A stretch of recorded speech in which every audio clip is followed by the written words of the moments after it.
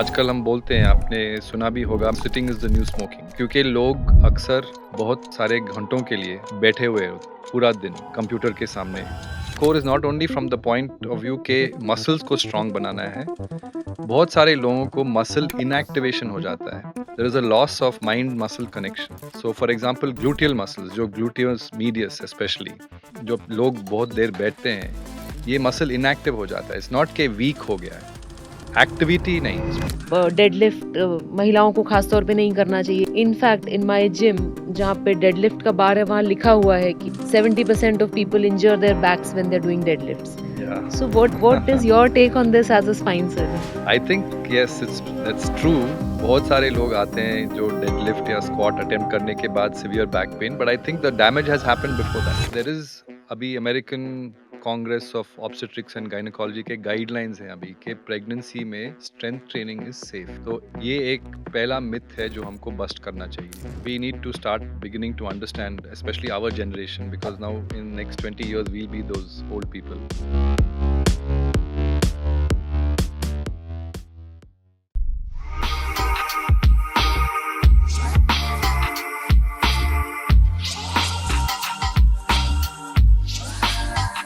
हर health talks के इस episode में आपका बहुत स्वागत है। अभी तक हर हेल्थ टॉक्स में हमने बहुत सारी ऐसी महिलाएं जिन्होंने अपने जीवन में बहुत अचीवमेंट्स किए हैं उनके साथ पॉडकास्ट किया है। आज हम बात करने वाले हैं डॉक्टर अरविंद भटेजा से, और हमारा जो विषय है वो हर महिला के लिए बहुत आवश्यक है। अमूमन हर महिला मेरे पास बैक एक या स्पाइन से रिलेटेड कुछ प्रॉब्लम्स को लेकर आती है। Doctor Arvind Bhateja Doc AB के नाम से इंस्टाग्राम पर प्रेजेंट हैं। वो न्यूरोसर्जन है स्पर्श हॉस्पिटल में, और ब्रेन और स्पाइन सर्जरी में उनकी विशेषज्ञता है। इसके साथ ही ओवरऑल हेल्थ और हेल्थ एडवोकेसी के अंदर वो बहुत बिलीव करते हैं, और अपने सोशल मीडिया हैंडल्स के थ्रू कंटिन्यूअसली सही और सटीक जानकारी दर्शकों तक लाते रहते हैं। डॉक्टर अरविंद, बहुत स्वागत है आपका पॉडकास्ट पर। Thank you. और आज ये शायद पहली बार है पॉडकास्ट में जब हमारे साथ एक और डॉक्टर हैं, और हम कुछ इस तरह की जानकारी मिलके पेशेंट्स को देंगे। I'm looking forward to it. सबसे पहला मेरा क्वेश्चन यही है आपसे। ऑलमोस्ट हर महिला जिसको मैं जानती हूँ उसको बैकएक की प्रॉब्लम रहती है। जी हाँ। तो क्या ऐसा है कि विमेन को बैकएक क्यों ज़्यादा होता है, और क्या कर सकते हैं हम कि हम इस बैकएक से छुटकारा पाएँ? इसके लिए बहुत सारे रीजंस हैं। एक तो जो स्ट्रक्चर ऑफ द स्पाइन है विमेन में, यूजुअली जो पेल्विक टिल्ट बोलते हैं, तो बोन्स ऑफ द स्पाइन, जो स्पेशली जो फाइनल लास्ट बोन जो होता है, सेक्रम जो बोलते हैं, विमेन में because of the pelvic hmm, structure architecture, वो सेक्रल स्लोप काफ़ी स्टीप हो जाता है। उसके वजह से जो लंबार स्पाइन, जो नीचे वाले हिस्से का जो हाँ, स्पाइन है, उसको हम लंबार स्पाइन बोलते हैं, उसका कर्वेचर काफ़ी एग्ज़ैजरेट हो जाता है, मतलब सामने की तरफ। और काफ़ी महिला लोग हेवी काम करते हैं, जैसे मैनुअल काम करते हैं, जैसे कि घर का काम, हुँ, हाउसहोल्ड काम, प्लस उनको रेस्ट नहीं मिलता है अपने हाउसहोल्ड ड्यूटीज़ से। काफ़ी लोग अभी आजकल काम करते हैं, तो रेस्ट ना मिलने से, बहुत देर बैठने से, मैनुअल लेबर करने से, प्लस ये ऐसे स्लोप हुँ, और लंबार लॉर्डोसिस एग्ज़ैजरेट होने की वजह से काफ़ी लोगों को पेन महसूस हो जाता है। और एक और जो आजकल के मॉडर्न एपिडेमिक है, वो है कि सिटिंग। लोग बहुत बैठते हैं, एक्सरसाइज की कमी है। और एक्सरसाइज खास कर की जो स्पाइन रिलेटेड पैरास्पाइनल मसल्स जो हैं, जो स्पाइन को सपोर्ट करने में हुँ, बहुत इम्पोर्टेंट महत्व रखते हैं, वो वीक हो जाते हैं बैठ बैठ के। तो उसका भी सपोर्ट निकल जाता है। प्लस मॉडर्न लाइफस्टाइल में फिजिकल एक्टिविटी या एक्सरसाइज का अपॉर्चुनिटी काफ़ी लोगों को नहीं मिलता है, हुँ। टाइम के वजह से या अदर कन्वीनियंस के वजह से। तो इन सब चीज़ों से there is a impact on the spine health. एक और प्रॉब्लम हो सकता है कि जो हार्मोनल चेंजेस होते हैं, खास करके जो प्रेगनेंसी में, हाँ, जैसे कि आपको पता है, आप आप इसमें एक्सपर्ट है, मैं इतना नहीं हूँ। जो हार्मोन्स होते हैं प्रेगनेंसी के थर्ड ट्राइमेस्टर में, जैसे रिलैक्सिन, हुँ, लिगामेंट्स को रिलैक्स करने के लिए, उनका भी असर स्पाइनल लिगामेंट्स पे हो जाता है।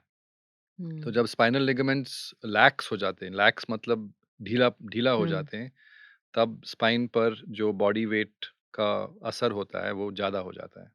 राइट। दूसरा मैंने देखा है ये लंबर लॉर्डोसिस की आपने बात करी कि जो लंबर स्पाइन का कर्व है वो बहुत ज़्यादा हो जाता है। बहुत बार जो मेरे प्रेग्नेंट पेशेंट्स हैं उनके पोस्चर में भी हमने देखा है कि वो थोड़ा-सा ऐसे करके पेट को आगे निकाल के, हुँ, थोड़ा-सा पीठ का कर्व ज़्यादा करके और चलते हैं। और अधिकतर मेरे अनुभव में जो महिलाएँ होती हैं, ख़ासकर जो कामकाजी महिलाएँ हैं जिनको मैं देखती हूँ अपने काम में, वो कोशिश करती है कि 9 मंथ्स तक वो पूरी नौकरी करें। और नौकरी हुँ। आजकल सबकी ऑनलाइन होता है, वर्क फ्रॉम होम होता है या डेस्क पर बैठ के और कंप्यूटर पे काम करते रहते हैं। जी हाँ, डू यू थिंक वो भी कंट्रीब्यूट करता है? ज़रूर, नो डाउट अबाउट इट। आजकल हम बोलते हैं, आपने सुना भी होगा, मैंने प्रीवियस हुँ, कन्वर्सेशन में भी बताया है कि sitting is the new smoking. तो क्योंकि लोग अक्सर बहुत सारे घंटों के लिए बैठे हुए हो पूरा दिन हुँ, कंप्यूटर के सामने, खास करके जब कंटिन्यूअस सिटिंग हो जाता है, तभी स्पाइन पर बहुत असर पड़ जाता है। और जो स्पाइन में जो डिस्क्स होते हैं, दोनों हड्डियों के बीच में सामने की तरफ डिस्क्स होते हैं, जो कि स्पाइन के शॉक अब्जॉर्बर्स होते हैं। वो काफ़ी नाजुक हैं। As it is human spine, खास करके लंबार स्पाइन में कोई सपोर्ट नहीं है। हुँ, जैसे हुँ। कि चेस्ट में रिब्स रिब्स होते हैं, हैं, हाँ, नेक में इतना वज़न नहीं है नहीं एक्सेप्ट आता। द हेड, हेड का वज़न जो होता है। लंबार स्पाइन में कोई सपोर्ट ही नहीं है, राइट। क्योंकि हम जब फोर लेगेड एनिमल्स थे, तो लंबार स्पाइन पर कोई बोझ ही नहीं था। जी, अचानक हम टू टू लेगेड एनिमल्स बन गए। इवोल्यूशन इतना रैपिड पेस में चले हाँ, गया है कि हम टू लेगेड एनिमल्स बन गए। लंबार स्पाइन को कोई सपोर्ट नहीं है। प्लस हमारे टेक्नोलॉजी और प्रोग्रेस, जो हम प्रोग्रेस बोलते हैं, उसके वजह से हमारा लाइफ़स्टाइल इतना कन्वीनिएंट हो गया है कि हमको उठ के अपने खाने के लिए या शेल्टर के लिए काम ही नहीं करना काम नहीं पड़ता है। करना पड़ता। तो हम बैठे हुए रहते हैं। तो हाँ, and the lumbar spine needs the muscular support, and वो राइट, कैसे होगा? अगर हम बैठे रहेंगे तो नहीं होगा। राइट। इनफैक्ट हमको अपने शेल्टर और खाने के लिए कंप्यूटर पर बैठना ही पड़ता है। जी हाँ, आजकल तो सब कुछ कंप्यूटर पे ही होता है या फ़ोन पे होता है। राइट। आपने पैरास्पाइनल मसल्स की बात करी। What are these paraspinal muscles and how do you actually work out to train your paraspinal muscles? हम बाकी सब मसल्स की तो पता है हमको, पैरास्पाइनल को कैसे वर्कआउट करें? तो पैरास्पाइनल मसल्स, बहुत सारे मसल्स होते हैं, खास करके इरेक्टर स्पाइने जो बोलते हैं, वो एक ग्रुप ऑफ मसल्स होते हैं जो पूरे स्पाइन के लेंथ पे चलते हैं। ज़्यादातर पैरास्पाइनल मसल्स स्पाइन के पीछे होते हैं, क्योंकि हुँ, सामने तो एब्डोमेन, पेट वगैरह होता हाँ, है, तो वहाँ पे इतने मसल्स नहीं होते हैं। ज़्यादातर सपोर्ट जो आता है स्पाइन का, पीछे से होता है। हुँ, तो उसको हम पोस्टीरियर टेंशन बैंड बोलते हैं ओके। या पोस्टीरियर कॉलम बोलते हैं। तो ये जो कॉलम है, इसमें अलग से ही मसल्स होते हैं, जैसे कि मल्टीफिडस, हुँ, और ये सब स्टेबलाइजिंग मसल्स हैं स्पाइन के लिए। इसीलिए जब हम सर्जरी करते हैं तो we try not to damage these muscles. इसीलिए आजकल हम हुँ, मिनिमली इन्वेसिव स्पाइन सर्जरी करते हैं, क्योंकि हमको अब पता चल गया है कि इन स्पाइनल मसल्स की इम्पोर्टेंस कितनी है। राइट, इसको कैसे जी, वर्कआउट करें, it's a very deep question, क्योंकि इन मसल्स के साथ ये आइसोलेशन में काम नहीं करते हैं। हुँ, इनके साथ में कोर मसल्स होते हैं, gluteal muscles, lower limb muscles. तो हमारे फुट से लेके हमारे नेक तक जो भी मूवमेंट पैटर्न्स हैं, वो हुँ, सब हमारे स्पाइन पर असर पड़ काम सकते करेंगे, हैं। राइट, खास करके जिन लोगों को अपने फुटवियर पे या गेट पे या हील स्ट्राइक या फ्लैट फुटेडनेस, हुँ, हुँ, और इन सब चीज़ों से भी स्पाइन पर अफेक्ट आ सकता है, क्योंकि अगर बेस ठीक नहीं है तो बाकी ऊपर के हिस्से से भी प्रॉब्लम आ सकता है। राइट। सो यूजुअली क्या होता है कि जब हम जिम जाना शुरू करते हैं तो वो हमको बता देते हैं ये बाइसेप्स है, ये ट्राइसेप्स है। यूजुअली बहुत रेयरली ऐसा होता है कि बैक के बारे में हम सोचें या फिर हम बैक के बारे में आइसोलेशन में सोचते हैं। आपने जो बताया कि we have to think of it like a I continuum. Think what हम ज़्यादातर क्या सजेस्ट करते हैं कि आप कोर के बारे में एटलीस्ट हुँ, काम कीजिए। जो कोर एक्सरसाइजेज हैं, so there are lot of muscles in the core, जैसे कि oblique muscles and other muscles which are involved in stabilising the spine. इन सब पर काम करना चाहिए। सो अ गुड फिजियोथेरेपिस्ट आपको एडवाइस कर सकता है कि आपके कोर एक्सरसाइजेज कौन से इंपॉर्टेंट एक्सरसाइजेज हैं। बहुत सारे सोशल मीडिया पे भी कोर एक्सरसाइजेज के प्रोटोकॉल्स हैं, राइट, प्रोग्रेशंस हैं कि आप फर्स्ट वीक में ये कीजिए, सेकंड वीक में वो कीजिए। Plank is a very popular exercise, side plank, forward right. Plank, उसमें इतने सारे वेरिएशंस भी हैं। सो दीज मतलब are all good basically we exercises. Have to understand that core is not your six pack नहीं, या बिल्कुल हमको नहीं। सिट-अप्स करने से हमको कोर इनफैक्ट सिक्स पैक जो हम क्रंचेस करते हैं सिक्स पैक बनाने के लिए, खास बहुत सारे लोग को सिक्स पैक बीच में दिखाना है कि मेरे सिक्स पैक्स हैं, लेकिन द सिक्स पैक्स जो हम क्रंचेस करते हैं that's actually very bad for the spine, हुँ, क्योंकि हुँ, हम लंबार स्पाइन को फ्लेक्स करते रहते हैं वो टाइम पे, तो हुँ, that causes more wear and tear on the lumbar spine. तो आप सिक्स पैक ना बनाएं, नो प्रॉब्लम, लेकिन आप कोर का एक्सरसाइज कीजिए। Right. So core has to be looked at like a cylinder कि आगे और करेक्ट। पीछे even back is a part of a core. And a cylinder extending from the chin till the knees. Right. So all those muscles are important in stabilizing the spine. सो आपको ये लगता है क्या कि जो कंपाउंड मूवमेंट्स हैं या जो डीप कोर के मे बी पिलाटेस है that's a better idea to strengthen your core? Yes, those are good exercises. Compound movements always better than isolated hmm, hmm, movements, in my opinion, because compound movements replicate what we see in real life. Right. जैसे कि plank is an exercise that's a very it's a kind of isolated movement जहाँ पे हम core को isolate हुँ, कर रहे हैं, and if you do it wrong तो आपका फॉर्म अफेक्ट हो जाता है, and plank is something we rarely use in real world. कहाँ राइट, पे हम ऐसे ये पोजीशन में राइट। 2 मिनट 3 मिनट के लिए, we are not in that position, so it's better to use compound movements. So any examples of compound movements which you think are a good idea So for you? I do a lot of compound movements when I do my workouts. मैं तो at least I try to do 2 to 3 sessions a week of hmm, hmm, resistance and strength training. तो उसमें काफी कुछ compound movements हो जाते हैं. But the common ones are side planks with hmm, leg hmm, lift and arm lift and crunches. Well, not crunches, but knee to chest, right, mountain climbers. Right. These are all very good exercises, and you can do various variations with your hands. Hmm, hmm, So, हाथ को, or you can move a dumbbell across. Right, So many variations are there. So it all depends on आपका current level of fitness कहाँ है और आप कैसे progress करते हैं. But to me सबसे important चीज़ है consistency. करेक्ट। आप रोज करेंगे तो आप ऑटोमेटिकली प्रोग्रेस हो जाएंगे. जी, आप एक दिन में जाके आप समझ लेंगे कि मैं 100 kg स्क्वाट करने वाला हूँ तो नहीं होने वाला है. नहीं हो तो यू सकता। Have to progress slowly and consistently, and that is the recipe for success. Right. So for somebody who's planning to conceive and deliver and not have a back issue, what is your recommendation? What's the two or three things that can help them, keep these back issues at bay? तो I think See, I was recently, because of this आपके podcast के वजह से मैंने I was doing a little bit of reading के resistance training का role क्या है विमेन में, Mhm. खास करके पेरी कंसेप्चुअल माने जो लोग सोच रहे हैं कंसीव करने कंसीव के लिए। करने के लिए, एंड प्रेग्नेंट वुमेन में. तो देर इज अभी American Congress of Obstetrics and Gynaecology के गाइडलाइंस हैं अभी कि प्रेगनेंसी में स्ट्रेंथ ट्रेनिंग इज सेफ. हम्म। तो ये एक पहला मिथ है जो हमको बस्ट करना चाहिए. राइट। लोग सोचते हैं कि नहीं, प्रेगनेंसी में एक्सरसाइज करना बहुत डेंजरस है क्योंकि कुछ हो जाएगा या प्रेगनेंसी लॉस हो जाएगा, ऐसे कुछ हो जाएगा. That's not true.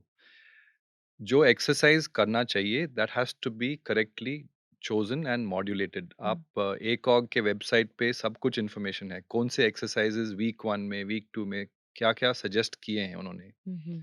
खास करके जब लेट प्रेगनेंसी में सुपाइन पोजीशन में एक्सरसाइजेज नहीं करना चाहिए, क्योंकि हाइपोटेंशन हो आपको सकता पता है है उससे। वीनस जी। Return etcetera. और इनके जो ये एक्सरसाइजेज के जो पॉजिटिव इफेक्ट्स हैं बहुत सारे हैं. हम्म। एक तो आपको पता है कि हमारे कंट्री में आजकल जेस्टेशनल डायबिटीज का इतना सीरियस प्रॉब्लम हो रहा है. जी। तो ये अवॉइड किया जा सकता है अगर रेजिस्टेंस ट्रेनिंग हम इनकॉर्पोरेट करें हमारे पेरी कंसेप्चुअल एंड प्रेगनेंसी के फेज में, तो हम जेस्टेशनल डायबिटीज का इफेक्ट कम काफी करा कम कर सकते हैं. सकते हैं, बिल्कुल। जेस्टेशनल डायबिटीज आपको पता है कि it's a predictor of later on type 2 diabetes. Right. Fetal macrosomia, जो बच्चे का large size because of gestational diabetes, वो हम अवॉइड कर सकते हैं. सो इतने सारे लेबर कॉम्प्लिकेशंस हम्म। को हम अवॉइड कर सकते हैं. Need for caesarean section, need for neonatal resuscitation etcetera. Increased in uterine blood flow is supposed to be effect of resistance training during pregnancy. ज़्यादा ज़्यादा करने की ज़रूरत नहीं है. They say up to 60 minutes a week, right. which is not much, बिल्कुल। and this can be continued all the way till labor. Right. So benefits on maternal health, benefits on reducing gestational diabetes, on mental health of the mother, because as you know, pregnancy में काफी कुछ mental health problems भी हो सकते हैं because of the wild swings in the Yeah, hormones and the other issues. फिर improvement in the labor outcomes, improvement in fetal health, to the point के they have shown के cognitive performance of children born to mothers who did strength training in their pregnancy is better than those who did not. right. So So if you're if you not doing want it a for smart yourself, child, if you're not doing it for yourself, do it for your child. I'm sure right, every mother will be more than happy to do something for their child. absolutely. Absolutely. So, the point I think which you've made very, very clearly is that if you want a healthy spine and if you want to keep backache and all these issues at bay, you have to strengthen your muscles. And it actually doesn't start when you get backache, it has to be prior to, during, Correct. and after delivery. Correct. And the point that you made is that don't think of back muscles in an isolated fashion. You have to look at your body as a whole and do consistent and compound movements. Correct. Also in pregnancy, there's like I said, ACOG ke website mein there are a lot of variations. You don't have Right. to pick up any weights. Body weight exercises kar sakte hain. Just resistance bands you can use. Very simple things and बिल्कुल, but very effective. And not doing it is definitely not advisable. Doing it in small increments of even 10 minutes 3 times a week is right, considered good enough. Absolutely. बहुत सारे जो मेरे patients हैं, अभी आजकल सब लोग इंडोर्स रहते हैं। कैल्शियम की टैबलेट्स यूजुअली हम प्रिस्क्राइब करते हैं, उसके अंदर थोड़ा विटामिन डी रहता है, बट प्रैक्टिकली अगर आप देखो तो almost every woman who is pregnant इनको विटामिन डी डेफिशिएंसी होता ही होता है। जी हाँ। तो मैं उस चीज़ के बारे में ही आपसे पूछना चाहती हूँ कि इज़ इट नॉट बेटर कि वो थोड़े समय धूप में जाएँ और बाहर रहें? हमारे यहाँ सनशाइन इतनी ज़्यादा है। ऑफ कोर्स सप्लीमेंट्स एक ईज़ी वे है to get around that. But इसके बारे में what's your opinion as a spine specialist? Vitamin D is a complicated topic according to me. इतना सिंपल नहीं है कि हम विटामिन डी का रिपोर्ट देख के हम प्रिस्क्राइब कर देते हैं कि विटामिन डी सप्लीमेंट्स लीजिए। There is vitamin D receptors, there is vitamin D binding protein. इनका क्या रोल है in vitamin D deficiency, even I am yet to properly understand, to be honest. लेकिन एक्सपोजर टू सनलाइट शायद it needs a lot more exposure जितना हम दे नहीं पाते हैं। वी स्पेंड 1 आवर और 2 hours in the sun, even that is with difficulty आजकल। Right, उस उससे कितना विटामिन डी प्रोडक्शन होगा, विटामिन डी डेफिशिएंसी कम हो जाएगा, आई डोंट नो। लेकिन going out in the sunlight has other benefits, right, जैसे कि आपके मूड पे, setting your circadian rhythm, ensuring that your whole day night cycle is restored to normal. उसके भी बहुत इफेक्ट्स होते हैं। तो आई थिंक इट्स वर्थवाइल कि एटलीस्ट आप धूप के लिए आप बाहर जाएंगे और सनलाइट का एक्सपोजर लेंगे तो शायद आप कुछ फिजिकल एक्टिविटी भी कर लें। Absolutely. And I think what has happened अभी is that all of us stay in air condition bubbles. हम अपने एसी ऑफिस में अपनी एसी कार में बैठ के जाते हैं। तो प्रैक्टिकली अगर हम पूछें कि आज बाहर वेदर कैसा है तो हमें पता ही नहीं होता। करेक्ट। या हम वेदर कहीं ऐप खोल बाहर, के देखना पड़ता राइट। है। हम अगर आप मुझसे पूछें कि भोपाल में अभी वेदर कैसा है तो मैं बता ही नहीं पाऊँ शायद, क्योंकि मैं करेक्ट। अपने एसी घर से एसी कार में बैठ के एसी हॉस्पिटल में चली गई। So I think the thing which I use with my patients is that I encourage them कि एटलीस्ट सुबह उठ के बाहर जाओ। अगर विटामिन डी की हम बात करें तो दोपहर में 11 से 2 बजे के बीच, और स्पेशली विमेन जो पूरा कवर्ड रखती हैं कि कहीं हम्म। काले नहीं हो जाएँ, पॉल्यूशन का असर या नहीं पड़ जाए, तो हाथ और पैर हाथ और कम से कम गर्दन खुली रहे जब वो धूप में जाएँ तो। विटामिन डी इससे कितना बढ़ेगा, we don't know, we need more studies, but I think that is something that exposure to that sun will actually help them sleep better. there are many factors, I mean skin pigmentation, how much area is exposed, we don't know कि कितना बनेगा vitamin D. So at least exposure to sunlight, I think early morning sunlight is the safest, क्योंकि जो raise हैं उसे sunburn या True, pigmentation but होने का चांस as कम far होगा। as vitamin D synthesis is या concerned, so that's you better need to go in to the direct get sun. exposed when the sun is falling directly. vertically. Yes. Now, coming to another issue which women are very scared of.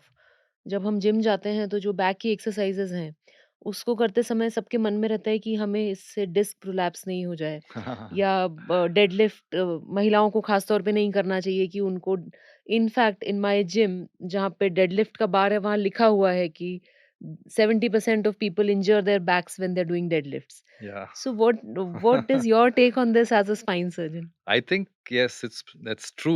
बहुत सारे लोग आते हैं जो deadlift या squat attempt करने के बाद severe back pain, but I think the damage has happened before that. Right. तो डैमेज हुआ है उसके पहले because of poor lifestyle choices. बैठ-बैठ के and then one fine day आप सडनली डिसाइड करते नहीं मेरा हेल्थ बहुत इम्पोर्टेंट है, तो मैं जिम जाने वाला हूँ या जाने वाली हूँ और मेरे को ये सब वेट उठाना है, तभी प्रॉब्लम आ जाता So है। that's लेकिन when the it uncovers what has been there exactly, before. Exactly. Right. तो it caution is required particularly अगर आप अपने weight lifting career late in life शुरू कर रहे हैं, maybe beyond the age of 30, Hmm. 35, तभी आपको कॉशियसली ट्रेड करना चाहिए। ऐसे हेवी वेट्स करने में थोड़ा-सा कंसिस्टेंसी बना के रखिए, ग्रेजुअल प्रोग्रेशन एंड ऑल्सो बहुत इम्पोर्टेंट है यहीं पे strengthening the core Hmm. Is very important. Strengthening the core is not only from the point of view के मसल्स को स्ट्रॉन्ग बनाना है, बहुत सारे लोगों को मसल इनएक्टिवेशन हो जाता है। There is a loss of mind muscle connection. Hmm. So for example gluteal muscles, जो ग्लूटियस मीडियस स्पेशली, जो अम, जो लोग बहुत देर बैठते हैं, Hmm. ये मसल इनएक्टिव हो जाता है। इट्स नॉट के वीक हो गया है, एक्टिविटी नहीं है इसमें, तो वी हैव टू रीएक्टिवेट। तो जब कोर एक्टिविटी करते हैं, कोर एक्सरसाइजेस करते हैं, तब वो मसल धीरे धीरे रीएक्टिवेट हो Hmm. जाता है।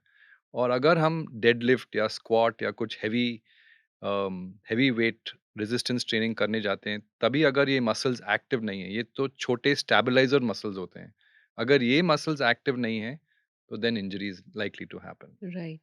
So what's the proportion like when you operate cases of disc prolapse? Is it more common in women or it's the same? That of course depends on the kind of demographic. I think Hmm. disc prolapse is not, probably I would say it's the same. It's the same. But what I notice amongst women is another condition called spondylolisthesis, Hmm. which I think is more common in women, especially something known as lytic spondylolisthesis. So that usually is seen in younger, the vertebral defect which takes place happens very early in life Hmm. and gradually progress ho jata hai. So I see women across all age groups, some in 20s, some in 60s, who have neglected this problem and come very late. उसमें क्या symptoms होते हैं? तो usually back pain, हाँ, chronic back pain होता है, बार-बार। तो क्या करते हैं, बैक पेन होता है, वो रेस्ट लेते हैं, हाँ, फिज़ियोथेरेपी करते हैं, हाँ। दवाई खाते हैं, फिर ठीक हो जाता है, फिर दोबारा 3-4 महीने, 6 महीने के बाद और धीरे-धीरे प्रोग्रेस होते जाता है। हुँ, एपिसोड्स और भी नज़दीक आते हाँ, जाते हैं। हाँ, फिर जब प्रॉब्लम सीवियर हो जाता है, तो सायटिका पेन शुरू हो पेन जाता शुरू है, हो तो जाता उनको है। चलने-फिरने में प्रॉब्लम हो जाता है। सो उसकी सर्जरी करके फिर उसको ठीक करते हैं। जी हाँ, आजकल तो हम मिनिमली इन्वेसिव सर्जरी हाँ, करते हैं। बहुत सारे ऑप्शंस हैं, anterior, posterior, minimally invasive with right. Navigation and O arm हुँ, गाइडेंस। हुँ। रोबोटिक सर्जरी भी आ चुका है स्पाइन में। Many of my women who undergo a caesarean section, जी। सिज़ेरियन में स्पाइनल एनेस्थीसिया लगता है और बहुत सारी लेडीज़ ये कहती हैं कि हमको स्पाइनल एनेस्थीसिया लगा था, उसके बाद से हमको पीठ दर्द शुरू हो गया। तो इसमें कितनी सच्चाई है? आई डोंट थिंक इसमें कोई सच्चाई है। First of all, spinal anaesthesia जो हम देते हैं, इतने छोटे पतले नीडल से देते हैं कि इट्स इम्पॉसिबल कि ये कुछ डैमेज कॉज़ कर सकता है। हुँ, अगर डैमेज होता भी है तो बहुत-बहुत माइनर, वो भी सिर्फ़ लिगामेंट्स या मसल्स को सेपरेट करके नीडल अंदर नीडल अंदर जाता है। जाता है। और डिस्क या वर्टिब्रे को एकदम छूता ही नहीं है नीडल। तो आई आई एम कंप्लीटली श्योर कि हुँ। स्पाइनल एनेस्थीसिया से बैक पेन का कोई रिलेशनशिप नहीं है। Right, thank you for clarifying this because ऐसे भी पेशेंट्स हैं जिन्होंने मुझसे कहा है कि मेरा जनरल एनेस्थीसिया में सिज़ेरियन कर दो, मुझे उसके हाँ, बाद में बैकएक हाँ। नहीं चाहिए। And they always have examples कि हमारे घर में इसका हुआ था, उसका हुआ था एंड इट्स अ गिवन कि अब स्पाइनल एनेस्थीसिया लगा है तो अब तो तुमको पीठ दर्द होगा ही होगा। Correct, I I have heard a lot about that. बहुत राइट, सारे लोग कंप्लेन करते हैं कि स्पाइनल एनेस्थीसिया से ही मेरा उसके बाद बैक से ही पेन शुरू शुरू हो हुआ गया। है। या coming to older women, we see that women are living longer yes, and अभी आजकल की जो महिलाएँ हैं वो लेट एजेस तक भी प्रोडक्टिव है, वो अपना काम भी देख रही हैं, फैमिली भी देख रही हैं। But all of us have noticed कि जो हमारी नानियाँ या दादियाँ हैं, वो जैसे-जैसे एज बढ़ती है, वो थोड़ी-सी श्रिंक सी होने लगती हैं। करेक्ट। इसका क्या रीज़न है? सो आप को पता होगा कि there is something called age related sarcopenia. हुँ, हुँ। जैसे हम एज्ड हो जाते हैं, सबसे इम्पोर्टेंट, मेरे ख्याल से बहुत इम्पोर्टेंट चीज़ जो हम फोकस नहीं करते, स्पेशली इंडिया में, कि हमारे मस्कुलर हेल्थ को हम हुँ, इम्पोर्टेंस नहीं देते हैं।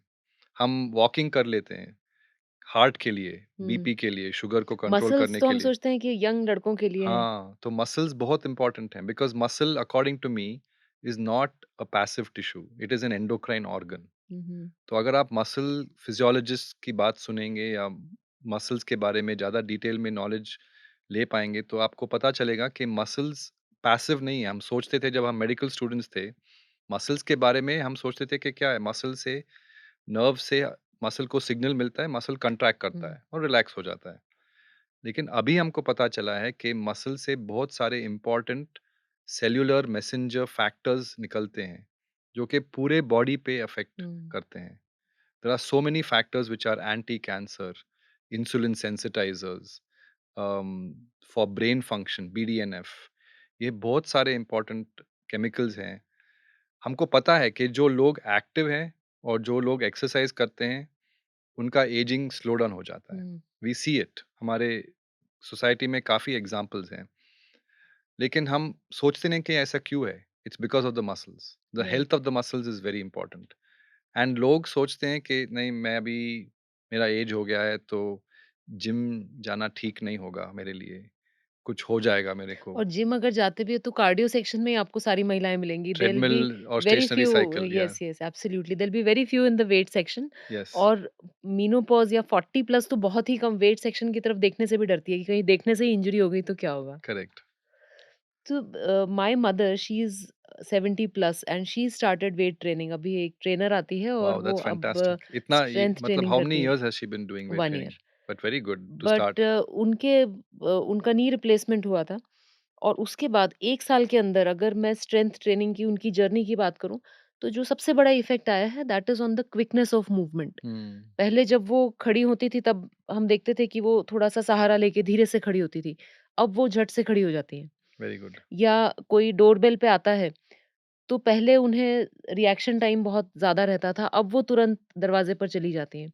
सबसे बड़ा जो इफ़ेक्ट मुझे लगा है कि वो जो 1 घंटा वो ट्रेनर के साथ रहती हैं, हर मूड इज़ वेरी गुड। सो या जिस दिन उनकी ट्रेनर नहीं आती, हमें पता है कि आज चिड़चिड़ ज़्यादा करेंगी। So what is your take on this?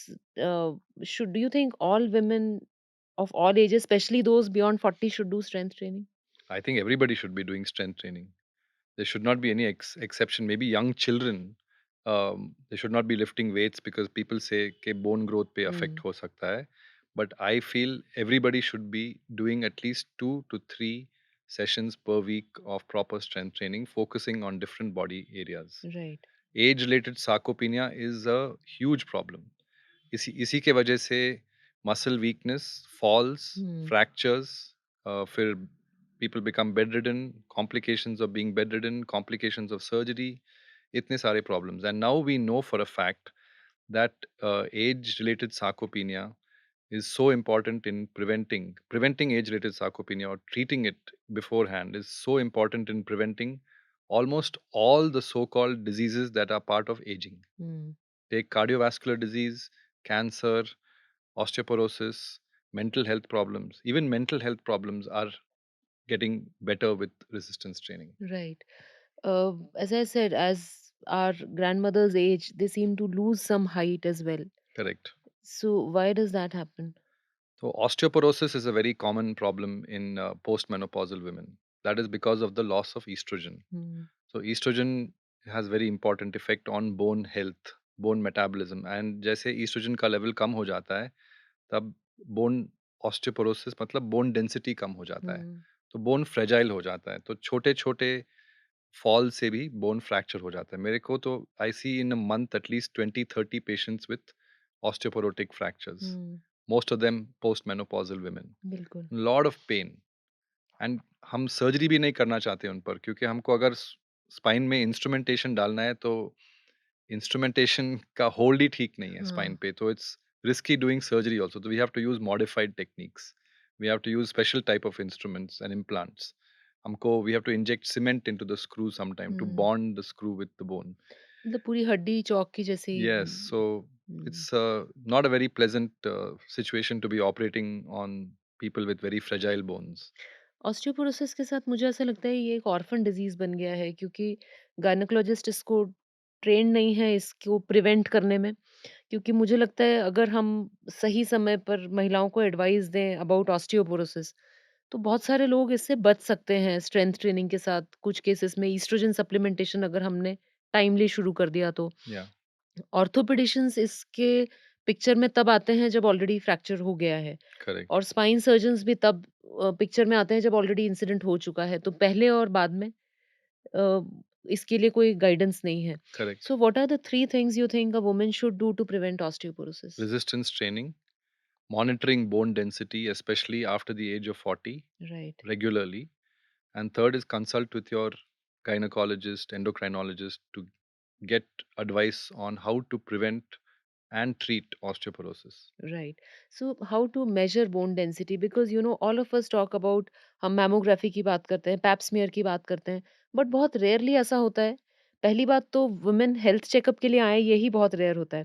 उसका नाम ही है executive health checkup. So women come, but they get their husbands to Hmm. Checked up, Yeah.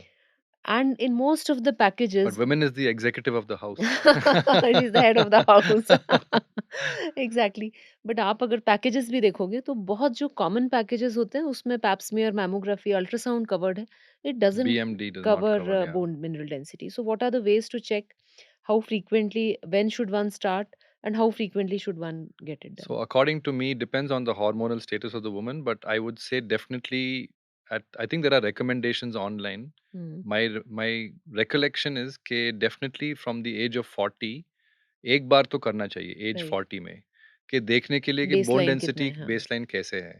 अगर फर्स्ट बोन डेंसिटी टेस्ट में ही आपको पता चला कि आपका बोन डेंसिटी बॉर्डर लाइन पे है, then you have to monitor more frequently. Right, If it is normal, then maybe you can do it once in 5 years till the age of 50. If again at 50 it's normal, then you're okay. Right, तो आप continue कीजिए जो भी आपका lifestyle changes हैं। High protein diet is very important.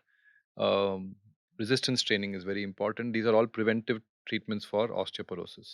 And regular impact related physical activity where you're touching the ground, right, not swimming, for example, where you're weightless. So correct. these are all known to stimulate bone growth. So if somebody is doing cycling और swimming, उनको exercise के benefits तो मिल रहे हैं but उनकी हड्डियां मजबूत नहीं हो Correct, रही हैं। correct. सो आई थिंक ये डिफरेंशिएशन सब महिलाओं को होना बहुत जरूरी है, because there so many women who cycle and who think that they are good, कि हमारे लेग्स को तो मसल्स हमारे स्ट्रांग हो रहे हैं, बट प्रैक्टिकली बोन डेंसिटी उससे बढ़ नहीं रही है। Exactly, in fact it may be opposite कि राइट। बोन डेंसिटी घट भी हो सकती है। जी। तो जो बहुत लंबे साइकिलिंग करते हैं उनके साथ ये नोन है कि उनकी कभी यस, कभी बोन डेंसिटी कम यस, होती है। It's known in professional cyclists. Right. तो ये इम्पैक्ट एक्सरसाइजेस क्या है? Which are the exercises which can actually increase the bone density?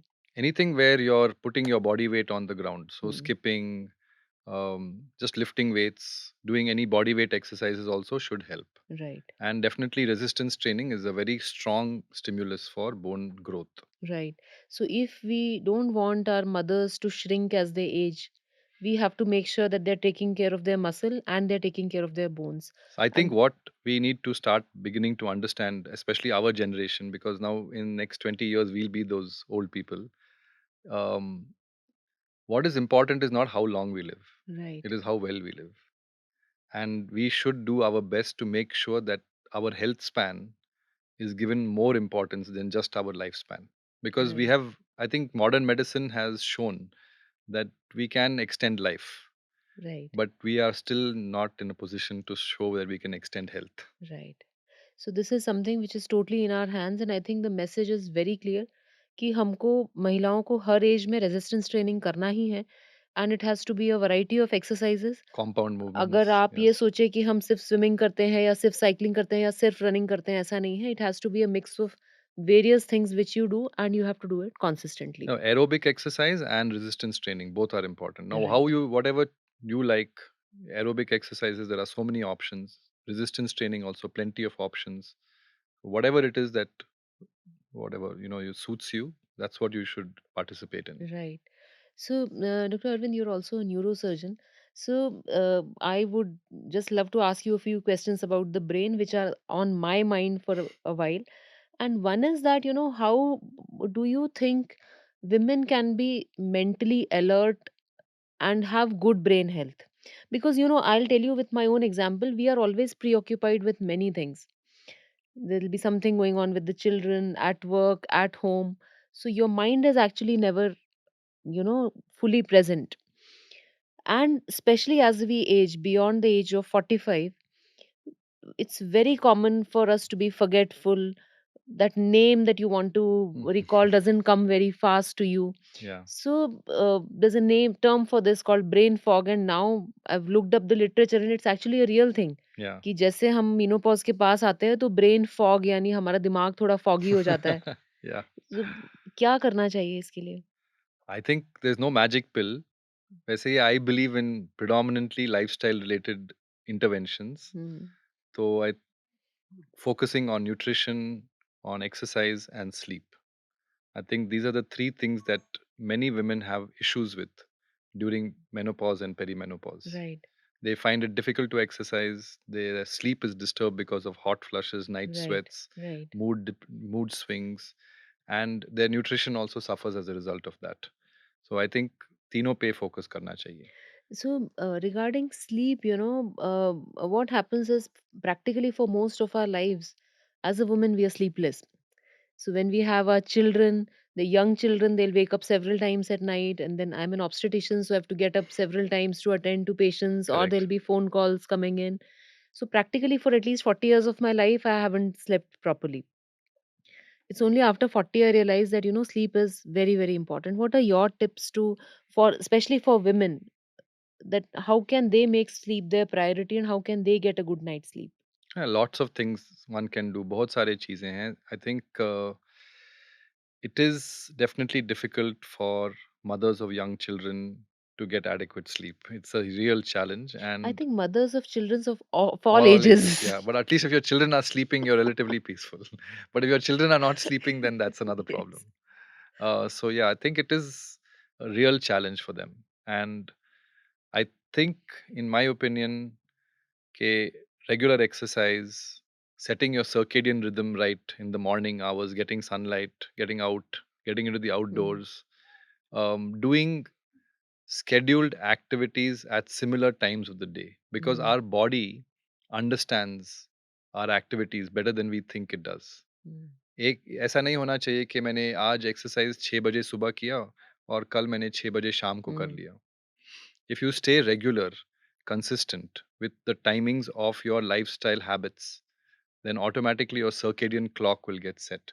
right. It's also ये एक और चीज़ है where you can inculcate this into your children also, because if you set your own circadian rhythm right, Ah, make sure your children also are setting their circadian rhythm right, so that it benefits you and benefits them. right. Because you sleep better, you'll be a better mother, I think. Right. The one thing that I started doing in my life is my husband used to return from clinic. वो रात में 10-11 बजे आते थे। तो usually मैं जगती थी, उनको खाना गर्म करके देती थी, हम उस समय थोड़ी बात करते थे। बट वो करते-करते ऐसा समझ में आया कि मुझे 12 बज गया सोने में और फिर मुझे हॉस्पिटल से कॉल आ गया। Hmm. सो आई थिंक यही कहानी बहुत सारी महिलाओं की होती है जिनके हस्बैंड काम करते हैं, वो जब बिज़नेस से, शॉप से, जॉब से वापस आते हैं, तो वो एक फैमिली टाइम बन जाता है रात का। Correct. मुझे ऐसा लगता है जब तक हम 8 बजे, साढ़े 8 बजे हमारे यहाँ लाइट्स ऑफ हो जाएँगे, टीवी बंद हो जाएगा, ऐसी आदत नहीं डालेंगे, तब तक महिलाओं को इस देश में नींद प्रॉपर नहीं हो सकती। Correct. बिकॉज़ आदमियों को वो लग्ज़री है सुबह उठ के थोड़ा आधा घंटा एक्स्ट्रा सो सकते हैं, बट हमें तो सुबह उठ के टिफ़िन बनाने ही पड़ते हैं। I think आपने there should be some shared responsibility. So problem क्या होती है कि शेयर्ड रिस्पॉन्सिबिलिटी ब्रश कराने की, कपड़े पहनाने की हो सकती है, बट टिफ़िन तो अधिकतर माँओं को ही बनाना पड़ता है। Correct. आपने न्यूट्रिशन की बात करी, तो कोई ऐसे सप्लीमेंट्स आपको लगते हैं जो लेने से स्लीप इम्प्रूव हो सकती है, स्पेशली मेनोपॉज़ के आस-पास? सप्लीमेंट्स तो बहुत सारे हैं. I believe in couple of supplements. एक तो मैग्नीशियम, हुँ, खास करके जो स्लीप और कॉग्निशन के लिए, जो करके इट्स बीन प्रूवन कि बहुत इफेक्टिव हुँ, है, मैग्नीशियम थ्रियोनेट. हुँ, काफ़ी मुश्किल है to obtain it in this country, but आजकल थोड़े से ब्रांड्स आ रहे हाँ, हैं. आई एम हाँ, नॉट वेरी श्योर कि वो कितने इफेक्टिव है, मैंने ट्राई नहीं किया खुद. But I magnesium threonate is the best हुँ। For cognition and sleep. Magnesium मैं खुद ऑलमोस्ट पिछले 6 महीने से ले रही हूँ और उसके बाद मैं अपनी स्लीप मॉनिटर करती हूँ, मैंने देखा है कि there is a very big difference. या कई बार हम स्लीप मॉनिटर नहीं भी करें, बिना वॉच के भी सोएँ, तो भी अगले दिन समझ में आता है कि यू एक्चुअली फील फ्रेश जब हम उठते हैं। राइट। तो मैग्नीशियम शायद एक ऐसा सप्लीमेंट है जो एटलीस्ट मैं अपने personal N is equal to 1 experiment से बोल सकती हूँ कि महिलाओं को स्पेशली अराउंड मेनोपॉज़ लेना चाहिए। यस। मेलाटोनिन के बारे में आप क्या सोचते हैं? I don't believe in using too hmm, much of hmm. Melatonin except जब कि आपका सर्केडियन रिदम डिस्टर्ब हो चुका है फॉर हुँ। व्हाटएवर रीजन, जैसे कि फ्लाइट्स वगैरह जेट यस, लैग के अलावा। हाँ। अपार्ट फ्रॉम दैट और if you have night shift work kind of thing जहाँ पे आपका स्केड्यूल शिफ्ट हो जाता है फॉर से hmm, 1 week in a month और few days in a hmm, week, तभी आप 1-2 दिन के लिए मेलाटोनिन ले सकते हैं, क्योंकि मेरे ख्याल से एंडोजेनस मेलाटोनिन को सप्रेस नहीं करना चाहिए। हुँ। मतलब जो हमारा शरीर खुद बनाता है, जब हम बाहर से लेंगे तो शरीर उसको बनाना बंद कर देगा। Correct. Right. Regarding brain health, do you think there are some superfoods or some foods which can actually improve brain health for women? I think there is quite a lot of research on omega 3 hmm, fatty acids because that's supposed to improve neuronal function, prevent cognitive decline, may have an effect in preventing brain fog in menopause.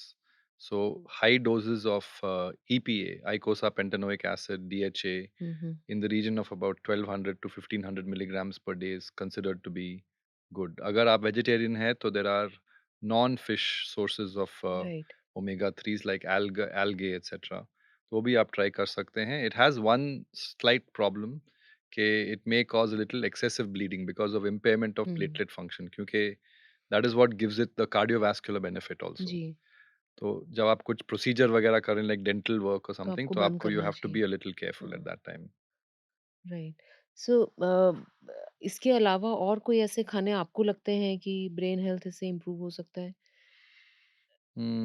Not really, I don't think कोई हुँ, ऐसे studies हैं, randomise control trials हैं जो दिखाते हैं कि brain health will improve. There are lot of supplements, alpha GPC, glycine, myoinositol, हुँ, choline supplements.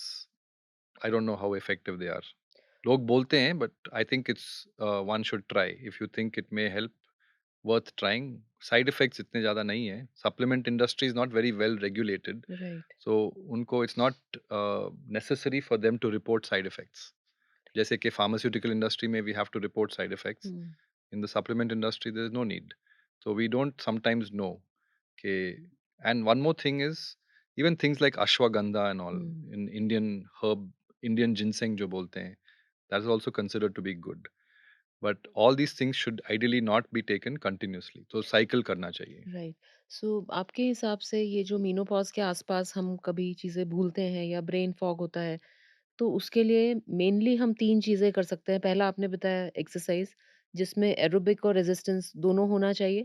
Exercise से सिर्फ़ हमारे मसल्स या बोन ही नहीं स्ट्रॉन्ग होंगे, बल्कि हमारा जो ब्रेन है, वो भी ज़्यादा बेटर फंक्शन करेगा।